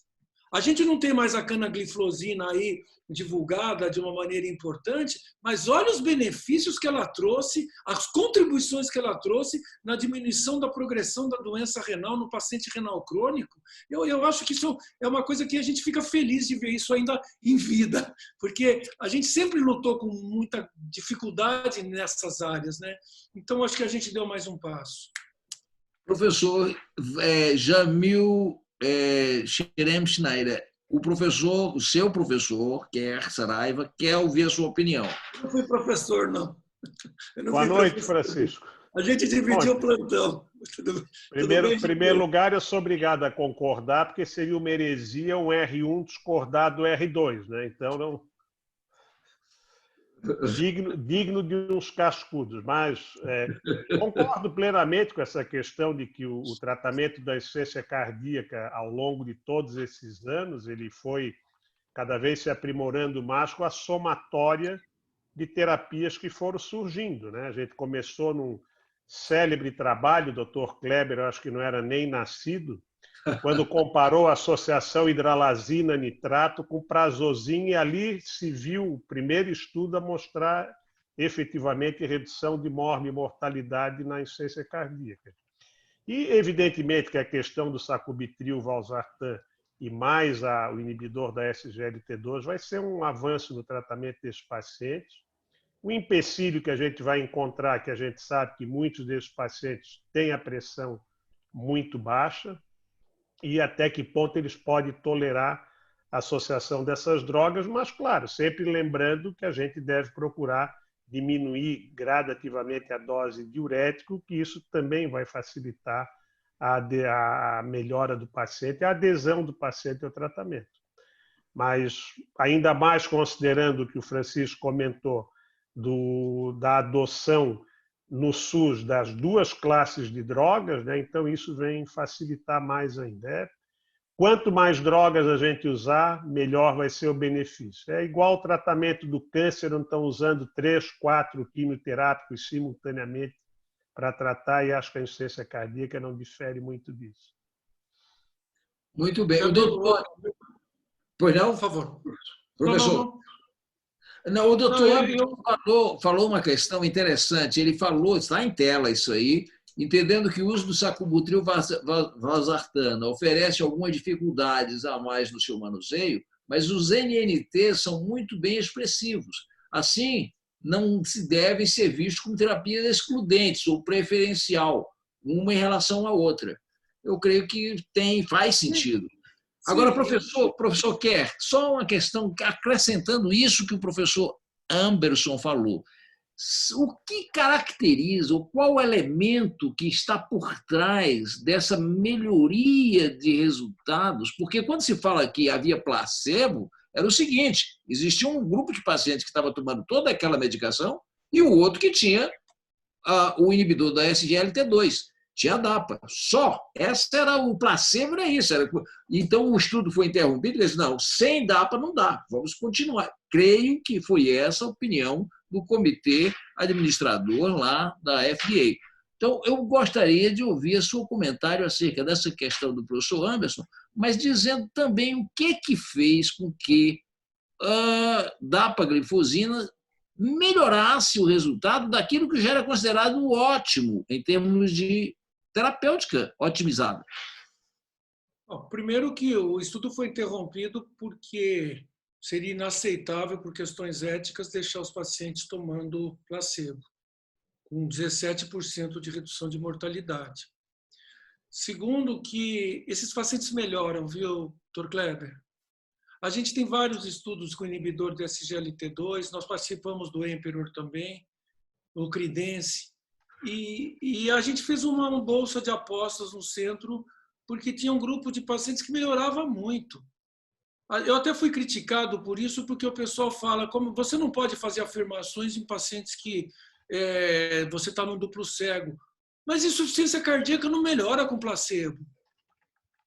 Você não melhora edema com placebo. Você não melhora dispneia paroxística noturna com placebo. Então, assim, fica claro. E quando acabou o estudo, muitos dos doentes pediram, por favor, para que a gente continuasse prescrevendo. Foi uma coisa muito importante. E com essa redução de mortalidade, alguns pacientes não têm acesso, porque são pacientes mais pobres, a gente conversou com a família, por conta de disponibilizar, porque os doentes se sentem melhor. Eu não trouxe o slide de qualidade de vida, porque senão a aula ia ficar muito cheia, mas os scores de Kansas, de avaliação de qualidade de vida, melhoram todos eles de forma unânime. Agora, o mecanismo é múltiplo. Para mim, passa pelo rim essa conversa. Se você não tiver um rim que trabalhe a favor do coração, você vai reter sódio, você vai reter eletrólitos, você vai ter um aumento na atividade de bomba de sódio e hidrogênio, e aí vai um monte de coisa. E o que a gente está vendo é que cada dia a gente descobre, ou pelo menos propõe um mecanismo novo. Essa teoria, doutora Amélie, da deprivação da célula, eu acho fantástico isso. Agora, são hipóteses, assim como 2, 3 anos atrás, o professor Ferranini, lá de Pisa, da Itália, propôs a questão dos efeitos do ácido beta-hidroxibutírico sobre o miocárdio. Hoje a gente sabe que é muito mais. É diminuição da atividade de inflamasoma, é diminuição da atividade, aumento na produção de eritropoetina. O quanto a eritropoetina está contribuindo isso, nós não sabemos. O fato é que esses doentes melhoram muito. E concordo, o momento é de sacubitril valsartan mais inibidor de SGLT2, neste momento com os resultados do DAPA Heart Failure. Vamos ver o que vem pela frente, mas a impressão que eu tenho é que nós vamos ter aí grandes respostas muito boas para essa população. E o que é melhor, que esses pacientes não fiquem doentes, sabe? Porque nós estamos tratando, de fato, doentes muito graves. Doentes com uma perspectiva de sobrevida. Acompanha comigo, Jamil. 31% de fração de ejeção média. Quanto você vai dar em 5 anos para um doente com essa fração de ejeção? Então, assim, eu vejo que é importantíssimo isso que a gente está fazendo. mas o ideal seria não chegar nesse nível de fração de ejeção. Excelente. Gostaria de saber se há possibilidade ainda, ou se algum dos colegas tem alguma manifestação, Dr. Jorge Dias de Matos ou a doutora Amélie, que foram citados. Algum dos colegas gostaria de se manifestar? Não, eu gostaria de dar uma palavrinha. Eu não sou cardiologista, óbvio, né? Mas acompanhei a evolução toda desse tratamento. Eu ainda sou da época do digital, né? Então, também peguei. Mas a única coisa, assim, eu acho que a droga já ficou, tem essas indicações. A única coisa é que a gente tem que expandir agora as indicações dela em outras faixas, avaliar se o efeito vai ser o mesmo. O que chama a atenção é que o grupo de controle, quer dizer, todos os pacientes estavam muito bem tratados. Será que o efeito vai ser tão bom se os pacientes não tiverem otimizados com o tratamento das outras drogas? Quer dizer, tem várias variantes. Acho que a droga tem o seu nicho, sua utilidade é fundamental, isso não tem dúvida. Doutor Jorge, o senhor concorda com a teoria de que o rim melhora e aí o coração vem na sequência? Eu acho que, na verdade, eu acho que o manuseio do sódio é um fator fundamental nessa situação, né? E aí, óbvio que o coração é importante para o rim funcionar, mas quando o rim para de funcionar adequadamente, né? E o sódio o sódio é um dos maiores vilões, inclusive na hipertensão arterial primária, não tem nem dúvida nenhuma que o sódio, a ingestão de sódio é um papel fundamental associado a defeitos metabólicos, mas se o rim manusear bem o sódio, vai tudo bem. Um dos marcadores mais poderosos de mau prognóstico em insuficiência cardíaca é a elevação da creatinina, piora do clínice. Eu diria que isso é o dado da história natural da insuficiência cardíaca. Doutora Amélie? Desculpe, doutor Anderson. Doutora Amélie? Vou fazer um comentário, Kleber, antes de passar a palavra para a Amélie, se ela desejar, rapidamente.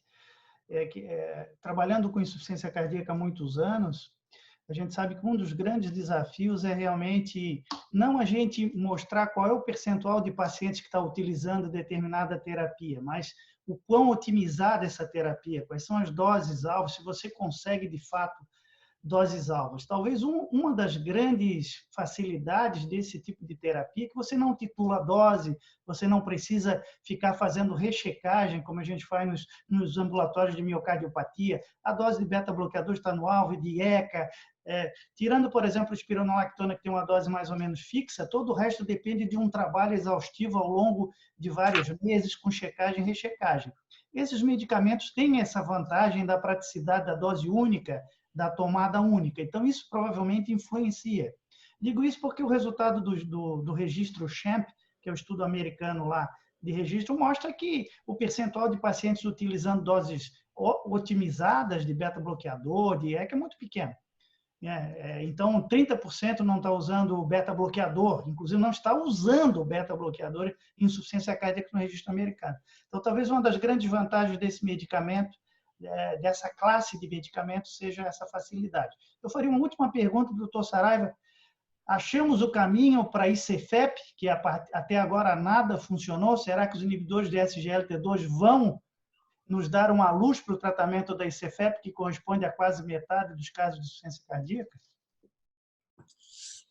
Olha, pergunta de $1 bilhão. Porque vamos voltar uma página. Se o Paragon tivesse dado certo, aliás, minha grande frustração foi entrar numa publicação de um estudo que deu neutro. Mas se ele tivesse dado positivo, acompanhem comigo. Seria por redução de hospitalização, não seria por redução de morte.